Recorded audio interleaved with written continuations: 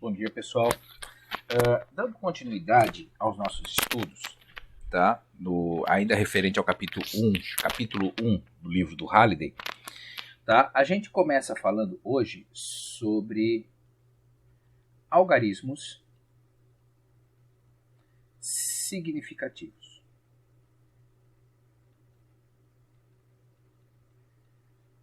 Bom, os algarismos significativos, que eu vou chamar assim, basicamente ele está associado à seguinte situação. Por exemplo, se eu vou fazer uma medida usando uma régua, então, por exemplo, aqui eu tenho 5 centímetros, aqui eu tenho 6 centímetros, aqui no meio eu vou ter 5,5, 5,1, 5,2, 5,3, 5,4, 5,5, 5,6, 5,7, 5,8, 5,9, 6. Certo? Então, essa daqui é a minha régua. E eu peguei uma parte dela. Mas eu quero medir esse objeto aqui, que, por exemplo, vem até aqui. Você concorda comigo que ele não ficou nem sobre essa linha, que é o 5,6, nem sobre essa linha, que é o 5,7. Mas eu tenho uma certeza. Eu tenho a certeza de que a minha medida ela é maior do que 5,6 e ela é menor do que 5,7. Então, eu posso afirmar com certeza que a minha medida vai ser 5,6. Agora, eu posso fazer aqui uma aproximação. Por exemplo, a minha medida ficou 5,65. De repente, para você, não, o professor agora nesse momento está errado, tá? O professor está olhando aí de uma maneira meio errônea e para mim eu consigo visualizar, não, para mim ficou melhor 5,64. Tá? Não, tem outro que ainda vai dizer, não, todos os dois estão errados. Então é 5,67. Ok? Bom, a rigor, todas essas medidas aqui estão certas, sem nenhum problema. Porque depois eu vou ter aqui uma margem de erro que nesse momento não é o meu foco aqui ficar discutindo. Mas uma coisa é certa. Todas as três medidas ficaram com dois números exatamente idênticos, tá? Mas apareceu um duvidoso, tá? Então, os algarismos significativos estão associados ao instrumento de medida que eu estou usando para fazer uma determinada medição, tá? E essa medição aqui, essa certeza que eu tenho na minha medida, ela vai se representar na quantidade de algarismos significativos. Então, por exemplo, para fazer essa medição aqui, tá? Não importa se foi o aluno A, B ou C, todos eles tiveram 3 algarismos significativos associados. Tá certo? Então, a ideia de algarismos significativos, ela está associada a como fazer uma medição, tendo por base os seus números que eu tenho certeza e um duvidoso. Somente um duvidoso. Tá? Bom, como não é o meu foco aqui ensinar vocês a fazer medidas, mas o meu objetivo era simplesmente justificar de onde eles vêm, a gente precisa aprender a fazer multiplicação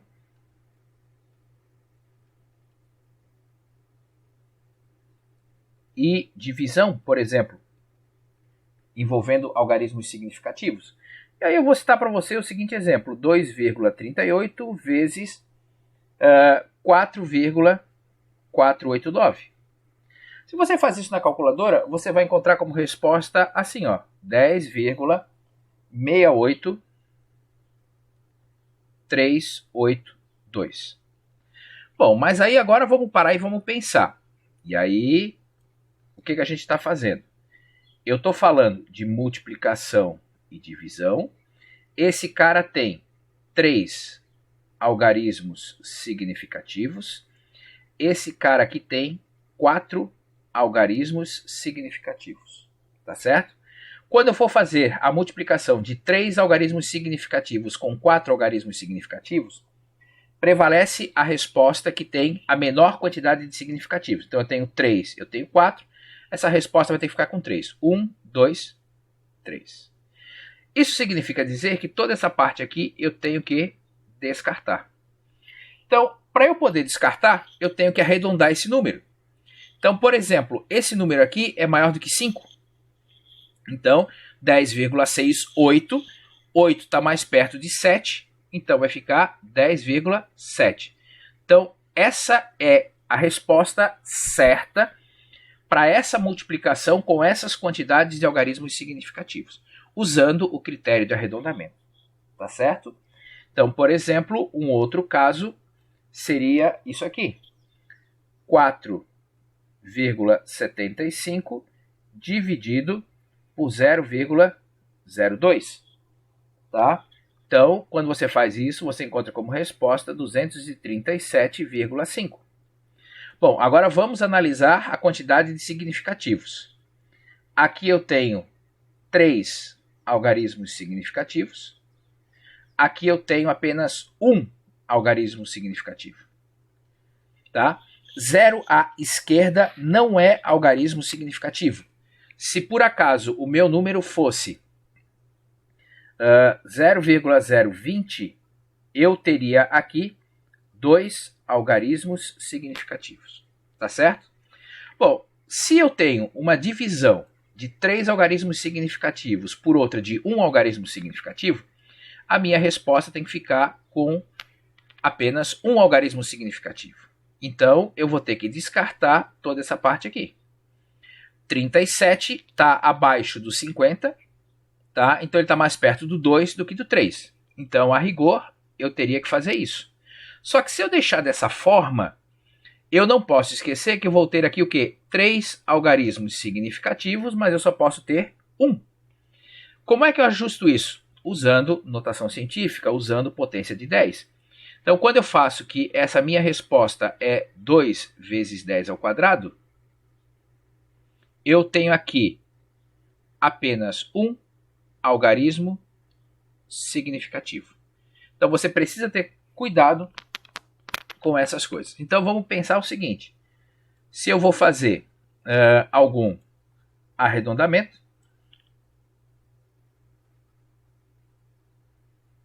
tá?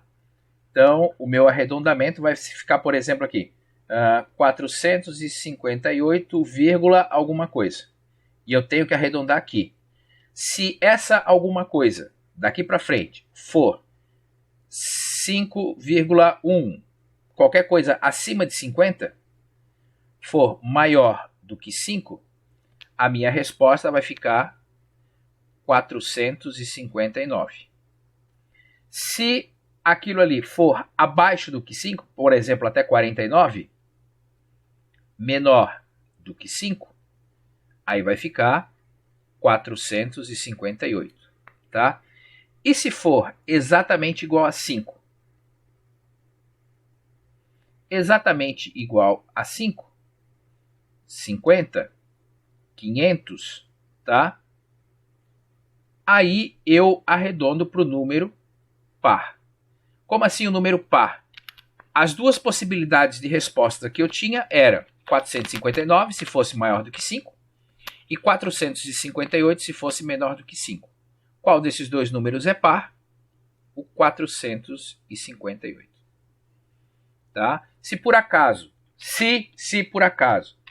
isso aqui fosse 457, tá? Aqui ficaria 8 e aqui ficaria 7. Então, eu iria arredondar para o número par. Tá certo? Então, precisa ficar atento a isso. Só que a quantidade de algarismos significativos, quando eu vou fazer operações com elas, tá? Eu também envolvo a soma e subtração. Tá certo? E quando eu vou falar de soma e subtração, por exemplo, 2,38 mais 4,489. Quando você soma isso aqui, você vai encontrar assim, 6,869. Agora, onde é que vai ficar aqui a minha quantidade de algarismos significativos corretos nisso aqui? Bom, vamos lembrar lá do processo básico da soma e subtração. A soma e subtração, o que é? É eu colocar aqui o número 2,38, o outro aqui 4,489, tá? E aí vai ficar 9,686. Bom, os números, os algarismos significativos, eles são o último e o último são duvidosos. Bom, se esse é duvidoso, esse cara é duvidoso. Se esse é duvidoso, esse cara também é duvidoso. Então, nesse caso, eu vou ficar aqui com a minha resposta e vou descartar esse 9. Como 9 é maior do que 5, a minha resposta vai ficar o quê? 6,87. Tá certo? Bom, então a regra aqui o que é? Prevalece onde estiver a menor casa dos decimais. Tá? Onde estiver o meu menor erro. Tá? Não faça o equívoco de pensar assim, 2,38, tá? Tem 3 significativos, tem que ficar com 3 significativos. Vamos supor, por exemplo, que esse número aqui fosse 9. Tá? Então quer dizer que essa resposta daria 11. Então ficaria o quê? 11,869. Continuaria aqui. Então a minha resposta correta 11,87. Então perceba que ele ficou com 4 significativos, tá? Diferentemente desse cara. Então toma muito cuidado com isso, tá certo? Não é a quantidade de menor de algarismos significativos, e sim a menor quantidade de decimais, tá ok? Bom, tem um outro exemplo aqui, por exemplo, 2,1 menos 0,489, tá? Isso aqui vai dar 1,611. Agora, 2,1 menos 0,489, eu já sei que dá 1,611. Bom, aqui está a minha dúvida, aqui está a minha dúvida prevalece aqui. Então, quer dizer que eu vou ter que arredondar aqui e vou ter que descartar essa diferença. Então, 0,11 é menor do que 5, né? Então, vai ficar 1,6. Perceba que quando você começa a usar regras para fazer essas coisas, tá? As coisas ficam muito parecidas, tá? E todos começam a chegar no mesmo resultado, ok? Bom, para terminar esse conteúdo do capítulo 1, e ele foi bem rapidinho, tá? A gente precisa ver a parte de estimativa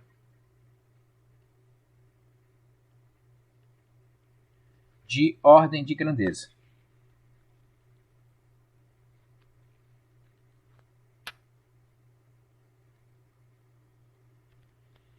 Bom, estimar a ordem de grandeza é mais ou menos eu pensar assim. Eu olhei uma pessoa andando na rua. Tá? Eu olho para ela e digo, essa pessoa tem mais ou menos 1,70 m. Para uma outra pessoa, 1,80 m. Uma, 1,75 m. Tá? Então, estimar a ordem de grandeza dentro de algo mais científico, existem regras. Tá? Então, a ideia é mais ou menos a seguinte. Vamos lá. Primeira coisa, você tem que deixar o número na ordem de grandeza. Da notação científica, obrigatoriamente. Tá certo? Quais são as duas possíveis ordens de grandeza? Uma possibilidade é que a ordem de grandeza seja o próprio 10 na n. A outra possibilidade é que a ordem de grandeza seja, por exemplo, 10 na n mais 1. Então, ou vai ser essa, ou vai ser essa. Tá? Bom, pensando numa situação real, 2,480 vezes 10 na 5. Ou a ordem de grandeza desse número vai ser 10 na 5, ou a ordem de grandeza vai ser 10 na 5 mais 1, que seria 10 na sexta. Bom, agora, como é que eu vou saber se vai ser esse ou esse? eu vou exatamente analisar, tá, esse número A que está aqui na frente. Então, a regra vai me dizer o seguinte. Vai ser 10 na N se o A for menor do que 5,5. Vai ser esse se o A for maior que 5,5. Tá certo?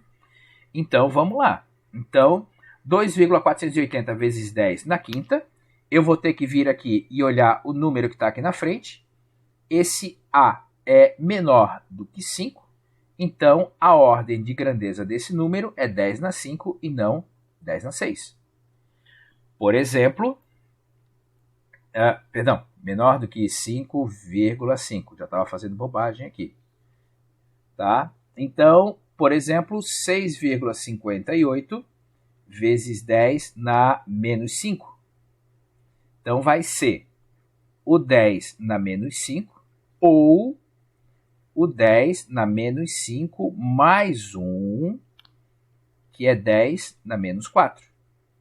Bom, novamente, eu venho aqui e olho para esse cara. O A é maior do que 5,5. Então, não é essa a ordem de grandeza, mas a ordem de grandeza é essa. Talvez você esteja se perguntando, até agora há pouco, quando eu fazia arredondamento, eu usava o 5 como parâmetro. E agora eu estou usando o 5,5. Vamos pensar o seguinte, para arredondamento, eu arredondo ou para 1 ou para 2. Tá? Eu tenho 10 divisões aqui nesse meio. Tá? Então, o meio fica exatamente igual a 5. Agora, se eu vou fazer de 10 na 1 para 10 na 2, tá? Eu não posso esquecer que isso aqui é 10, isso aqui é 100. Eu tenho aqui na frente, no meio, 90 divisões. Se eu divido 90 por 2, dá 45. Por isso que eu chego aqui exatamente no 55, que é o meio do caminho, entre 10 e 100. Se fosse entre 100 e 1000, o meio do caminho seria o quê? 550. Por isso, a gente usa aqui o 5,5, tá certo? Bom, tendo feito todas essas explicações, a gente pode agora começar a discutir alguns exercícios. Tá? E eu vou começar pensando junto com você, deixa eu ver se eu consigo ampliar um pouquinho mais aqui, o exemplo 1.01, que está na página 4 lá do Halliday. Esse exemplo, ele me diz assim, ó, estimativa de ordem de grandeza de um novelo de lã. Então, o maior novelo do mundo tem cerca de 2 metros de raio. Tá? Então, eu estou pensando na seguinte situação. Um novelo, tá? Que é um monte de fio enrolado, e ele está me dizendo que esse novelo tem de raio aproximadamente 2 metros. Tá certo? Volto lá para a minha questão. Qual é a ordem de grandeza? Então ele quer saber a ordem de grandeza do comprimento do fio. Ok? Bom, quando eu paro para pensar na ordem de grandeza do comprimento do fio, eu tenho que saber, nesses 2 metros aqui, qual o comprimento total desse fio enrolado que eu tenho. Bom, aí eu vou analisar aquilo que o Halliday trouxe para a gente como a resposta para ele. Então, o que ele supôs? Ele supôs que o meu fio ele é quadrado, certo? E esse quadrado, cada lado desse aqui, cada aresta, ela está medindo 4 milímetros de comprimento. Bom, agora o que eu tenho que pensar? Quando eu penso no novelo de lã, eu estou pensando numa esfera. Certo? Para eu calcular o volume de uma esfera, 4/3 de πr ao quadrado. Perdão, πr ao cubo. Perdão. Tá? πr ao cubo. Todo esse volume ele está sendo preenchido por quem? Por esse fio. Certo? Então esse fio que tem 4 por 4, ele tem um comprimento. Então seria algo assim, ó. Aqui está o fio.